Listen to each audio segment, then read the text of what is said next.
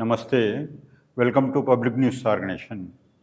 జవహర్లాల్ నెహ్రూ ప్రప్రథమ ప్రధాని అయ్యేటటువంటి వాతావరణం లోపట నాటి కాంగ్రెస్ పార్టీ అధ్యక్షుడిగా ఉన్నటువంటి పరిస్థితి లోపట జనవరి 22, 1947 ప్రాంతం లోపట ప్రముఖులందరితో కలిపి ఏదైతే తీర్మానం తీసుకున్నారో కాంగ్రెస్ పార్టీలో, దాని ప్రకారం ఏంటిదంటే sovereignty, socialism, democracy, secularism, republic, ఈ 5 ప్రధాన అంశాలుగా భారతదేశాన్ని స్వతంత్ర దేశంగా ప్రకటించేటటువంటి పరిస్థితుల్లో తీసుకున్నటువంటి ఆ తీర్మానాన్ని ఏదైతే రాజ్యాంగ అసెంబ్లీ ఏర్పడిందో ఆ అసెంబ్లీ లోపల అంబేద్కర్ నేతృత్వంలో ఉన్నటువంటి అసెంబ్లీ లోపల ఈ తీర్మానాన్ని ఆమోదింపజేసుకున్న తర్వాత నవంబర్ 1947 ప్రాంతంలో ఈ తీర్మానం ఆమోదమైంది.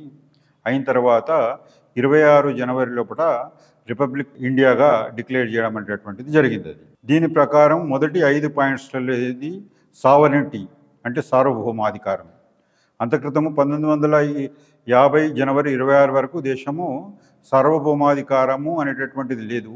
అది డొమినియన్ ఆఫ్ ది కామన్వెల్త్ కంట్రీస్గానే ఉండిపోయింది.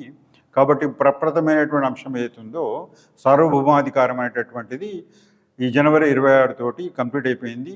ఇండియా సర్వసత్తాక గణతంత్ర రాజ్యంగా మొదటి ఏదైతే లక్ష్యం ఉందో అది నెరవేర్చుకోవడం అనేటటువంటిది జరిగింది.